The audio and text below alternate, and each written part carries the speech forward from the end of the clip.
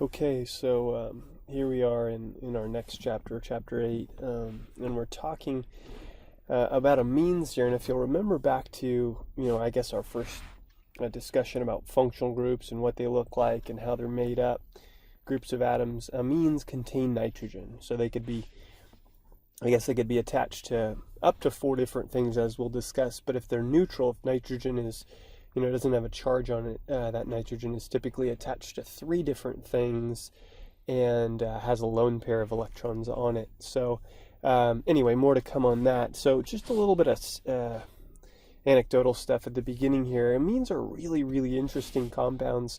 Primarily, well, I wouldn't say the only because, but one of the reasons that they're interesting is because some of these nitrogen-containing compounds elicit physiological responses, and I don't know if let me get my pointer here. I don't know if you recognize any of these compounds, like this one over here, or mescaline. They are intensely psychoactive. Psilocybin is derived from hallucinogenic mushrooms, mescaline from a cactus called peyote cactus. And one of the things that you wouldn't be asked to draw these compounds necessarily, but one of the things that's just kind of interesting to see and discover is that if you look at this group of atoms, we call it a phenethylamine or a phenylethylamine, and it is incorporated, right there you see that same group of atoms. Now, there's some other things attached. We call these groups methoxy groups. Again, you don't have to know that. But here you have this IUPAC name for this compound, but generally speaking, it's called a tryptamine. And what you see is this group of atoms is incorporated up into this compound, the psilocybin compound as well. And these are known psychoactive compounds, hallucinogenic compounds, and just some other compounds. A lot of times, as we'll see, these nitrogen-containing ring systems are referred to.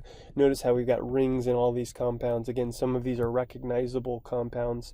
But ring systems containing nitrogen are often referred to as heterocycles, or in this case, heterocyclic amines. And I bet you've heard of some of these. Again, often, though not always, these nitrogen-containing compounds, heterocyclic ones, amines are again biologically active. Maybe this one you haven't heard of. I don't know. Maybe you have. Its conine is. I don't know if you've ever read any old literature like Shakespeare and those types of things where they talk about the cup of hemlock, and this is just a compound that is basically, if you take hemlock, it's a plant, and you make a tea out of it, you extract this compound, which is really actually really toxic. So a cup of hemlock was like a capital punishment, so a person would drink it if they were, well, being put to death, I guess, so if we put it that way. But interestingly enough, again, and again, we're just talking about interesting things about amines. You don't necessarily have to memorize any of this, but here again is that if you follow the pointer and what I'm circling, it's that phenethylamine or phenylethylamine group of atoms, and again, you've probably heard of this compound before, at least have read about it or its effects or whatever. And so this is methamphetamine, generally speaking. There's an IUPAC name for it as well. Here's another one, and this is interesting too, because you see the same methamphetamine here, and again, there's the phenethylamine, and then this, a CH2, we all know by now that this is a CH2 group, right? And these are 2 oxygens. A CH2 group is sometimes called a methylene group.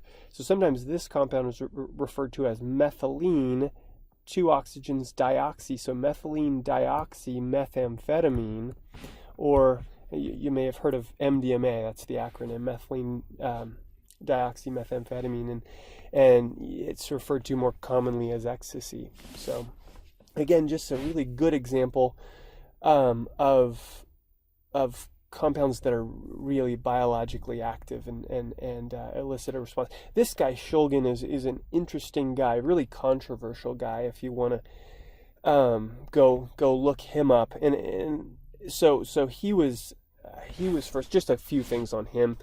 Again, you could look him up if you want, but he first worked for Dow Labs, and they gave him they gave him a lot of money in his own lab because he made them a lot of money. He synthesized the first biodegradable pesticide, and obviously made them a bunch of money. So Dow said, go study whatever you like. And so I think the story goes, he was in the hospital, and he had some injury, and he was on morphine, and so he was really kind of captivated by the euphoria that morphine gave him, and so he started to study these amines that were morphine being one of these amines that is biologically active and that causes a response. And so he started to make a lot of them, this one, ecstasy, being one of them. And he started to where it gets kind of controversial is he moved to Berkeley out of industrial chemistry and into academia. So he went to Berkeley, and he was a faculty member there, brilliant chemist. But things got a little sideways when he started to make these compounds on campus, and then he would test them on himself, on his wife, and on his graduate students, who were, they were complicit. But I just mean that's when it got a little controversial. And so even more so when he published, I'm not telling you to do this or that you should, but these books are available. One's called PIHKAL, phenethylamines I have known and loved, and then the other one's called TIHKAL, TIHKAL, tryptamines I have known and loved. And so again, it's really controversial because these are essentially recipe books for someone who you wouldn't even necessarily have to know a ton about chemistry. You could, start making these compounds in a clandestine lab, and obviously that led to a spike in illegal activity and things like that. And so, again, my job isn't to make you think one way or the other about him. His whole thing is, well, these compounds can be used safely if they're used in really, really small amounts, it's hard to agree with that stance. Anyway, I'll let you form your own opinions. But these are definitely neurotoxins. So so now let's actually do some stuff that we do need to know about and care about. So amines, kind of like alcohols, we've classified alcohols and other compounds according to their substitution pattern. So what you see here is, and I'll flip to another page here in a second, and we'll do some examples. But what you see here is, again, nitrogen. And let me actually just do that. Let me jump over here and say, let's do this. Let's say, okay, remember, nitrogen can be attached to, let's just say, 3 different R groups. And when we say substitution, again, R groups, we're talking about alkyl groups. So let's just say that R equals an alkyl group in this case, and it usually does, but let's just say in this case. So if nitrogen is attached, and of course as a lone pair, we don't necessarily have to write that in every time, but if nitrogen is attached to 3 different alkyl groups, we'll call it a tertiary, and again, we know that symbol, tertiary amine, okay? If it is attached to 2 different R groups, in which case it would also be attached to a hydrogen, we would call this a secondary amine, okay? And of course, the other option is we could have nitrogen attached to 2 hydrogens, and I guess we could draw those out. In which case we would call this primary. Now, it's a little different than, just keep in mind, it's a little different than alcohols, because with alcohols, remember, it was the carbon attached to the OH that was attached to other, alkyl groups, and that indicated its substitution pattern. In this case, it's directly, those number of alkyl groups directly attached to nitrogen. You can also have nitrogen attached to 4 different things, and we'll just say that if, it doesn't really matter what they are, so we won't put hydrogen or R groups. But if nitrogen is attached to 4 things, it will have a positive charge. And we'll talk later in the chapter about what we call quaternary. I guess we could call it 4', but quaternary amines. And we're referring to, again, the charged version of nitrogen in that case. Okay, so let me go back here in just a second and also just refer to a couple of things on the slide here that you can look at that I want you to know. I really want you just to know, whoops, I thought I had the highlighter. I really just want you to know the difference between, I didn't mean highlighter, I meant like laser pointer. That's the one I wanted. Try that again. Try that again. That's the one. Okay, so I really just want you to know the difference between aliphatic and heterocyclic amines. Not that I would expect you to be able to spot a heterocyclic aromatic amine versus a heterocyclic aliphatic amine. I just want you to know that heterocyclic amines have nitrogen as one or more, maybe more than one, but at least one of the atoms in the ring system. Notice all of these have a nitrogen incorporated into the ring, right? And so that's a heterocyclic amine, whereas an aliphatic amine is just one that only has alkyl groups attached. So I do want you to know the difference, because we'll sometimes refer to those in our discussions. So okay, now we need to, I guess we could jump ahead. Now we need to talk about, again, just like we always do, a new type of compound, a few new nomenclature rules. And so let me just cycle through this here. Here are some amines, and we'll practice on these amines here. And what you see is the rules that are, the rules down here. The main one, all of the same ones that we've discussed are still in play. But the main one, and I'm going to just write some of these back to the pen. Okay. I think it was it 4 carbons or 3? Let me go back. Yeah, just 3. And then it looks like this one. And I think it was this one. I'll just double check this here in a second. But we'll name these. Let me just make sure I got the right ones there.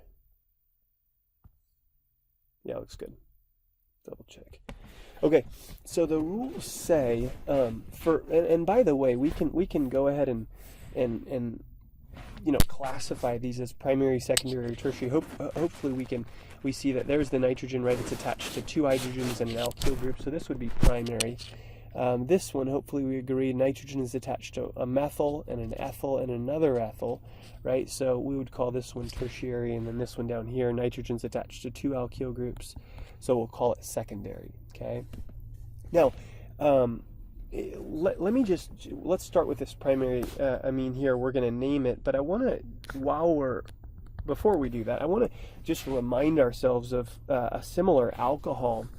And if we were to name this, we would call it really 3 carbons, right? And then an OH, so propanol or 1-propanol. And remember what we did when we named this. The longest continuous chain is 3, right? So that's propane. We drop the E and add an OL. Very similar with primary amines.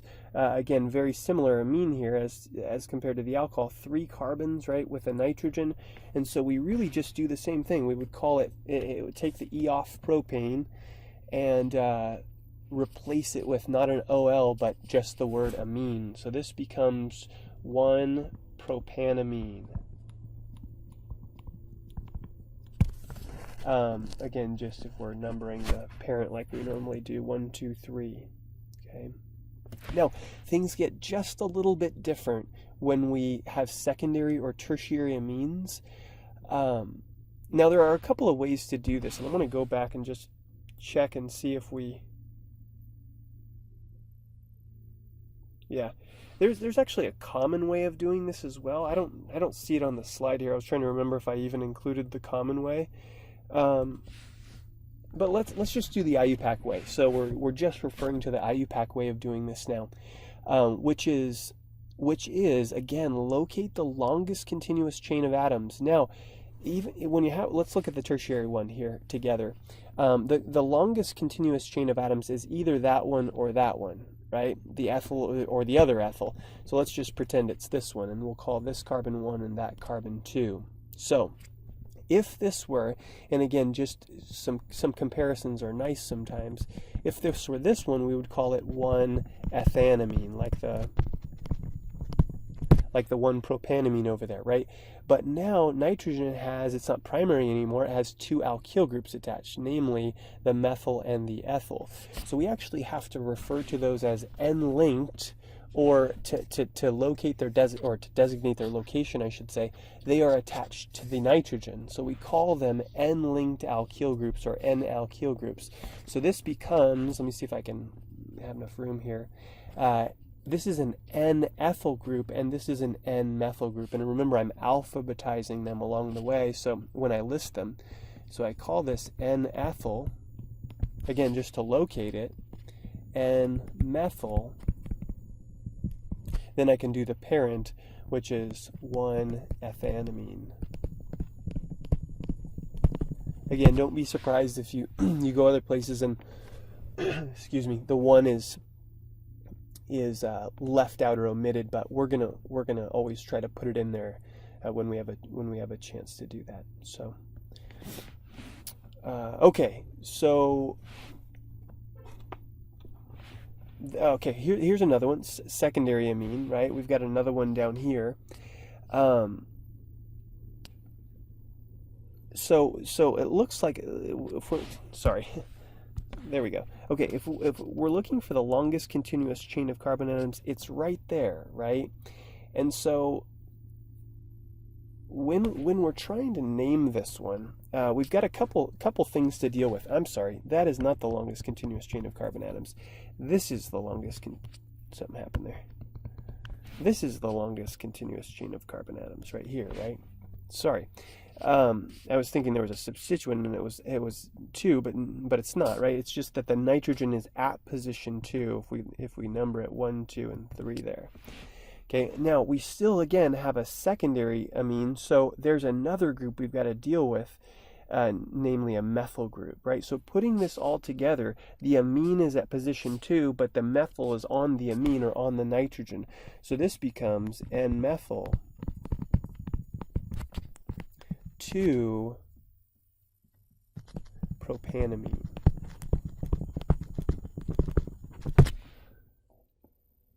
Now we can, if we go back, and I want to make sure we're clear here, we can do kind of like we did with alkenes and other functional groups. We can put the 1 in front of the, and I should have done this along the way, but in front of the amine, just like we did it. This could have been propan 1 all. This can also be, and I should make sure we list all possibilities, but propan 1 amine. This also can be, and I'm just going to erase, or maybe I wonder if I can move this. No, not in this. Yeah, well, okay, so let's do N-ethyl, N-methyl, F and 1-amine, right? That would be the other possibility here, and then this one would be or N-methyl propan 2-amine. Okay. So it looks like some more examples here. Let me go back here. You just see where we're at. Okay, so we've done all 3 of those. And the reason I'm taking a double take here is it looks like I've got these 2, and these 2 are the 2 that we just did. So we did that one, we did that one. So let's go back to these, and again, I always think going from name to structure is a little easier, because you're given kind of clues in the name, right? You don't have to come up with the name. So if we're thinking about this one, I always start with the parent. So cyclohexanamine, to me says, okay, let's draw a cyclohexane and a nitrogen, right? And it could be one cyclohexanamine, but again, if there's only one substituent, kind of like other cyclohexanes, then it definitely is fine to omit it, because it's implied that it would be at position 1. So cyclohexanamine looks like this, and of course we've got to put some stuff attached to nitrogen. It looks like I need an ethyl and a methyl, right? These are the N-alkyl groups, the N-linked alkyl groups, N-ethyl and methyl. So there's my ethyl, there's my methyl. So N-ethyl, N-methyl cyclohexanamine. Okay. All right. So the next one, okay, this is one of those that I'm hoping there's, excuse me, I'm hoping we're remembering. Unfortunately, there are some things we've got to carry through, right? Even though, I guess, what was it? Chapter 4 was our aromatics chapter, but for nomenclature's sake, we've got to continue to remember and use those monosubstituted benzenes, right? So if you'll remember, aniline. So just here's an aside here. Aniline. Oops, I don't know what happened there. Aniline looked like this.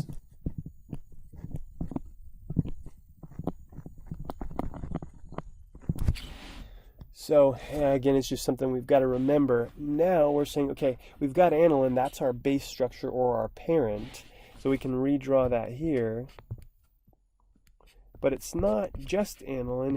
It looks like nitrogen is linked to I should say, attached to an isopropyl group. So there's our isopropyl group, and of course, nitrogen would also be attached to one other thing. In this case, it would be it has to be hydrogen because it's not designated what else it would be. So N-isopropyl aniline. Okay. All right, so let's jump down. It looks like yeah. Okay, so what I'd like to do here is maybe we'll do this. Okay, so here's some examples of quaternary amines, and quaternary amines, again, just like we discussed a minute ago, are amines in which nitrogen is attached to 4 different things, which gives it a formal positive charge. It ends up with a 1+ charge if it's attached to 4 different things. And so let's do this. Well, don't worry so much in this case. We can come back to this in a little bit when we discuss the basicity of amines. Basically, that means nitrogen likes to grab hydrogen when it can and act as a base. But let's just focus on the structure here and learn how to name quaternary amines. I'm going to go ahead and reproduce these 2 amines on, I think I have another page here. Whoops. Oh shoot. The names are there anyway. But let me just reproduce these, and then whoops. We can talk about why they're named as they are.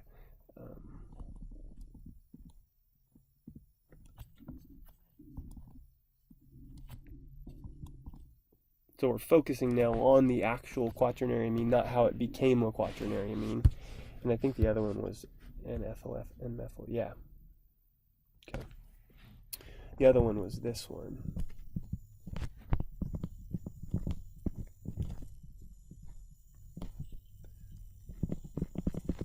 Okay, so notice again, nitrogen has 4 different things attached, and I don't know, was it its counterion a chlorine? Yeah, it's chlorine again, or chloride, I should say. Okay, so these are meant to be similar to ones we've already named, because if this was just an NH2 group here attached to the propane portion, it would just be like we talked about, 1-propanamine. But notice and we can go back to the rules here, if you're looking at the rules, notice that if nitrogen's attached to 4 different things, the ending isn't amine anymore, it's ammonium. Okay, so everything's the same except for amine gets swapped out for ammonium, and then there's going to be, to maintain charge neutrality, a compound that is positively charged, or I should say if we have a positively charged cation, there's always going to be an anion to balance it out. So we just put the name of the anion at the end. So this is not 1-propanamine anymore. It's 1-propan, again, drop the E, and instead of amine, it's ammonium. So that takes care of, ammonium.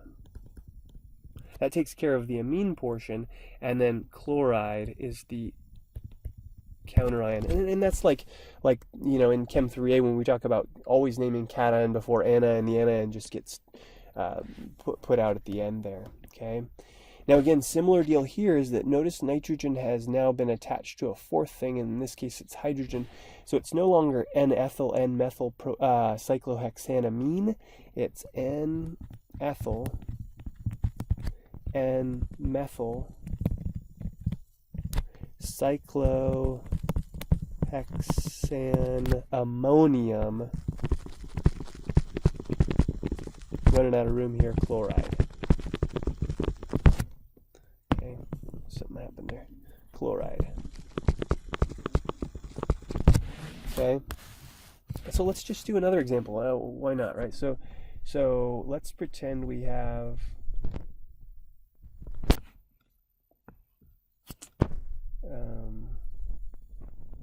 something like this.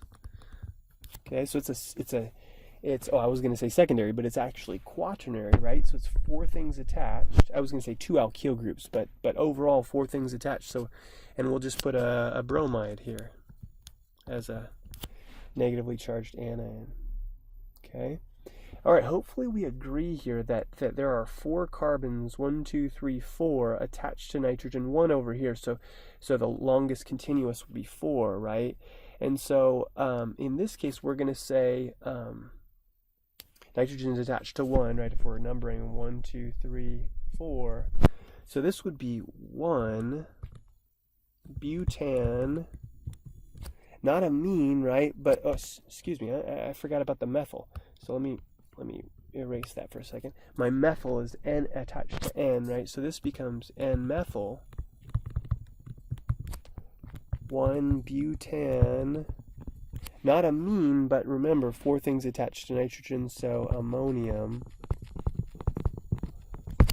bromide in this case is the anion.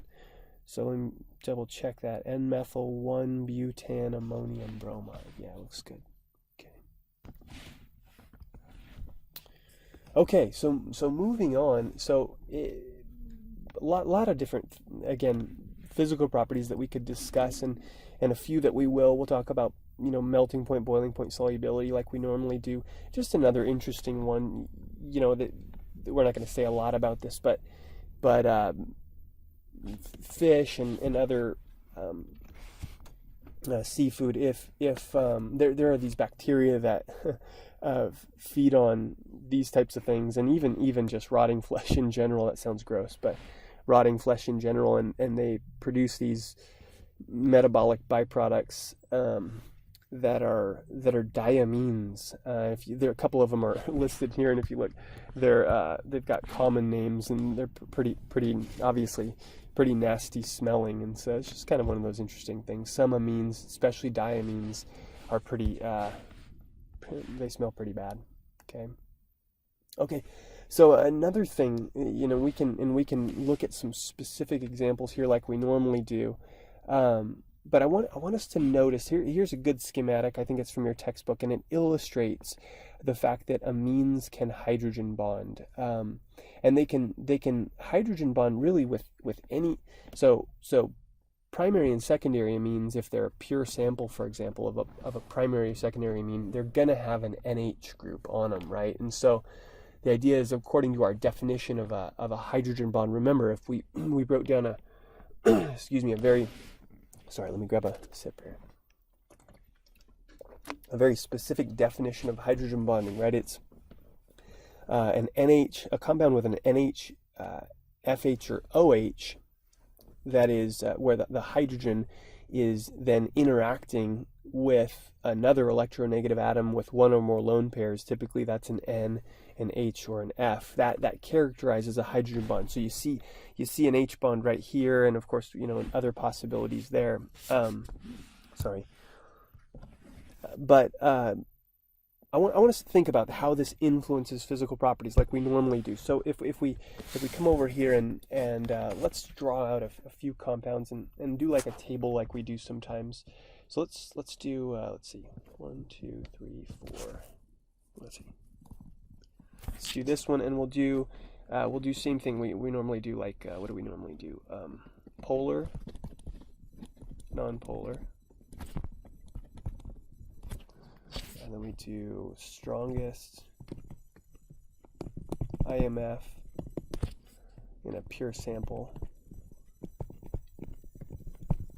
And then let's do boiling point, degrees Celsius. And we can also do solubility. And this is water solubility. Okay. And let's do, okay, so this is hopefully we agree this is a primary amine. Let's also do let's do a tertiary amine, because we need to discuss the difference from a physical property standpoint. And again, this is tertiary, but I want us to recognize that, let's see, let me count this up.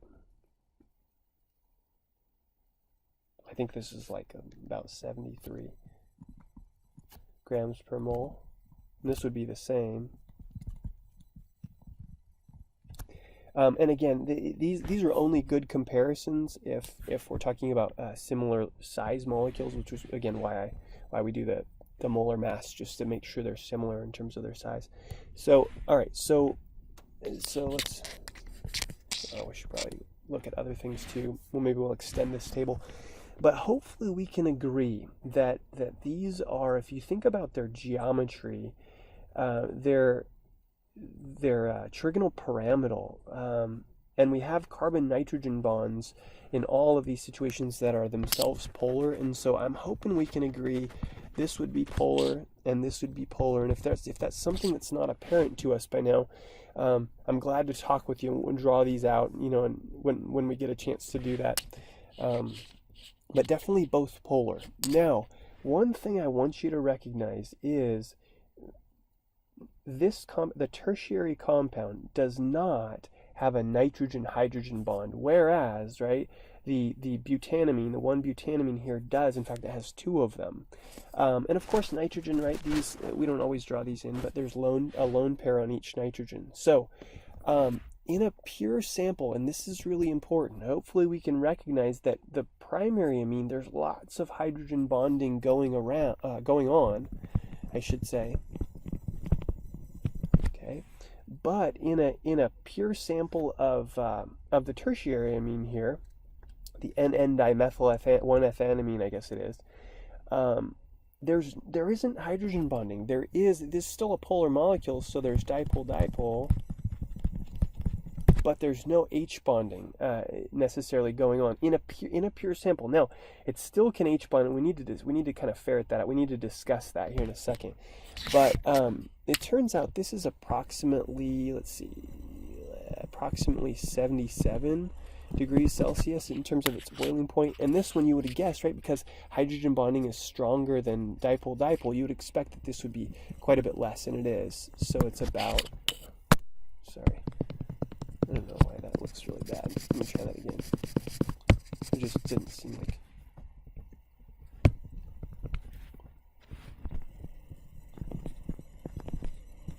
77, and this one's about, let's just put about, this one's about 37. Okay. So, major difference as boiling points go. And again, that's attributable to their difference in type of intermolecular force, predominant type of intermolecular force that's happening. Now, if we think about solubility, now normally, again, the intermolecular forces are the thing that we consider. And what's interesting about this one is the question I would ask if we were all together is, well, we know that this one can hydrogen bond with itself, right? And hopefully we can agree that this, right, if we draw out the H's, could also, for example, if water was close by,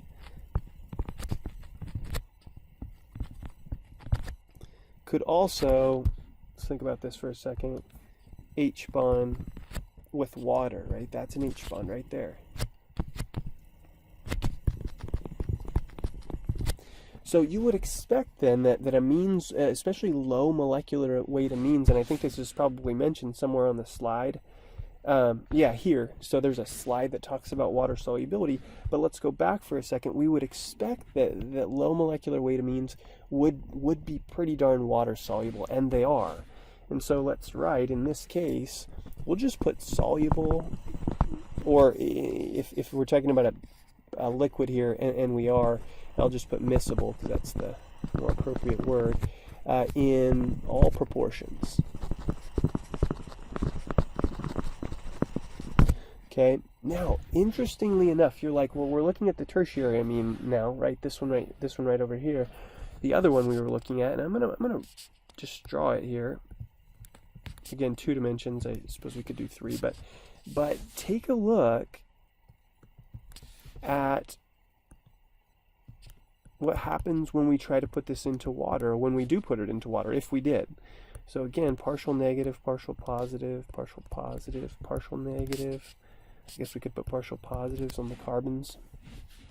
But the question again that I would ask is, if you put a tertiary amine into, and I guess oxygen in all these cases has lone pairs as well, but if you put a tertiary amine into water, that interaction there is also, notice, according to our definition, a H bond. So even though tertiary amines cannot, we're talking about, in a pure sample, can't hydrogen bond with themselves, they can hydrogen bond with water, which also makes them fairly water soluble as well, just like secondary and primary ones. And in this case, again, similar size, this one also is soluble, even though you might not guess this, it is soluble or miscible in all proportions. Okay, in water. And okay, we've discussed that. Now, really the last thing here that I want to talk about, I think this is one of the last things in the chapter. Yeah, sorry.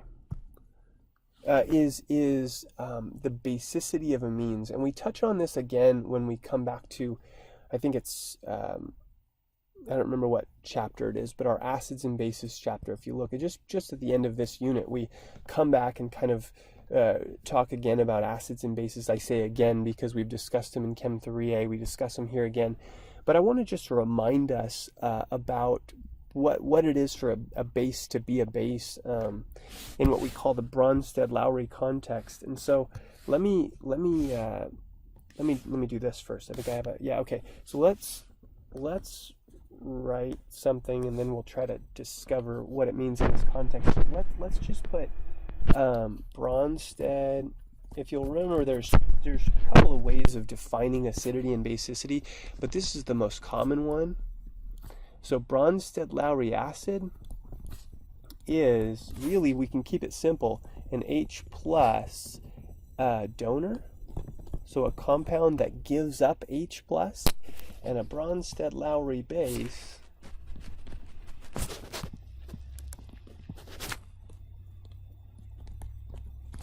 is an H plus, and you might guess this, right? Because these things react an H plus acceptor.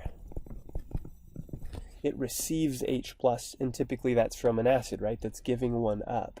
So let's say this: amines are good Bronsted-Lowry bases. They like to grab, right, or accept H plus from acids. Okay. Now, hopefully, some of this will kind of come together as we kind of show this happening. But if we're just kind of doing this generically, let's just call this R and then NH2. So this would be, hopefully, we agree, a primary amine, right? The R group, one alkyl group, plus let's just say any acid, HNO3. Maybe we remember this one from Chem 3A. This is nitric acid. So when we think about these two reacting, it's again the acid, the nitric acid, that would give up its H, and the base that would accept it. And I want to be clear here. It's really the lone pair on nitrogen that is used to take or grab or accept that H. And so what we end up with here is RNH3, and hopefully we agree nitrogen has 4 things attached. So remember what that means. It means it should have a positive charge on it, plus the HNO3 gave up its H, so it ends up being NO3 1 minus. So we might recognize that as the nitrate polyatomic ion. One of the things about this, and again, back to, I think I have it, well, here's some examples. We can do these together. I was going to see if I had it here. No, I don't think I do. But maybe we can write it. I was going to say we could write something. So something to this effect. When amines,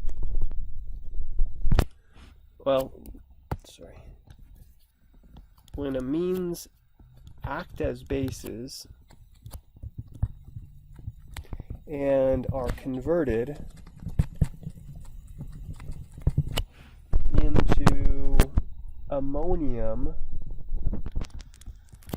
species, or in this case salts. Remember what a salt just means, ionic compound. So ammonium salts, they always become more soluble. Okay, and this has to do with ion dipole interactions with water, and we can get to that here in a second.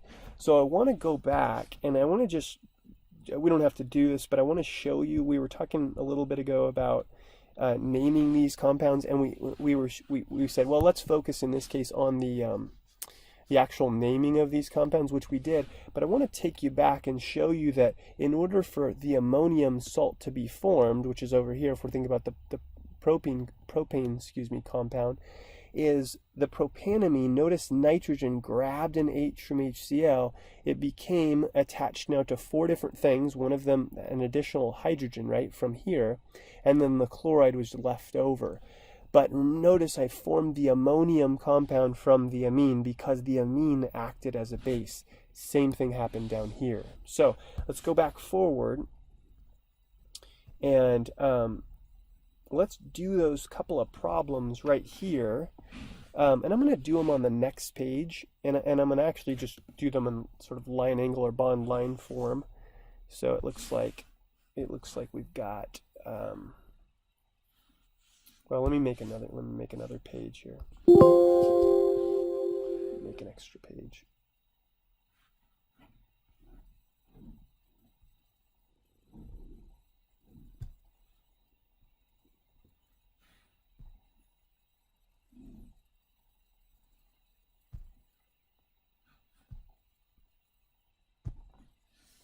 Okay, so I think if we go here, oops, red again. If we go here, it was this compound.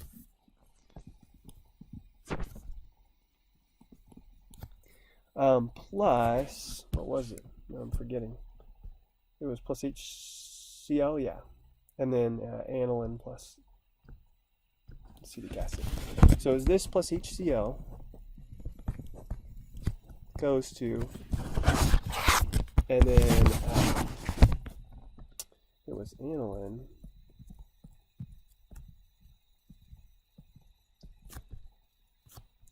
plus acetic acid,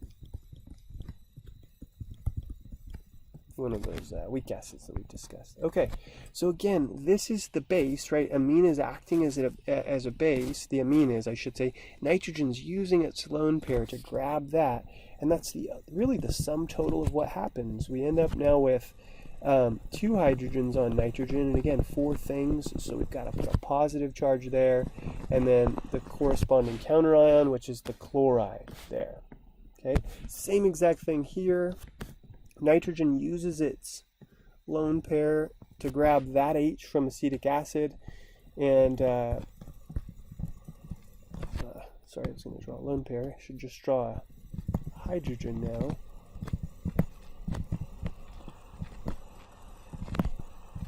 Notice nitrogen has 4 bonds now, positive charge. And then the counter ion in this case, sometimes we'll just draw them next to each other, no problem putting a plus in this case as well, even though they are now part of an ionic compound. This would be called like aniline acetate. And this one, I guess, what? N-ethyl 1-ethane ammonium chloride, if we're thinking about kind of naming those as well. This, again, one of those probably looks more familiar to us as C2H3O2 minus. That might have been how we learned about it in Chem 3A, right? We usually memorize that polyatomic ion. So, okay, now another really important, not to lose sight, sorry, of what we're kind of talking about here, but so what we would say here is if we're coming back here, so to kind of put this all together, I want you to, of course, be able to, sorry, that made that ugly. I want you to be able to write these reactions out where amines act as bases, but also know that these are less soluble, and we're talking about water solubility, and these are much more soluble. Same thing here, less soluble always.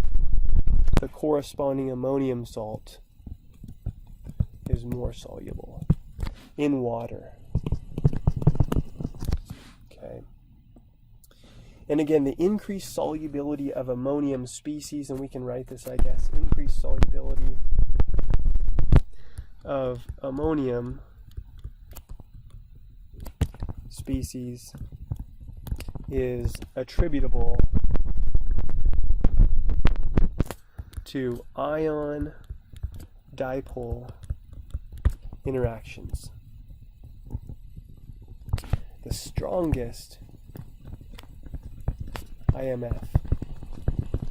Okay, remember it's the 4th type, and it happens to be the strongest one. Excuse me. Ion dipole interactions. I guess we can say between the ammonium salt and water. All right, and we'll stop there for chapter 8.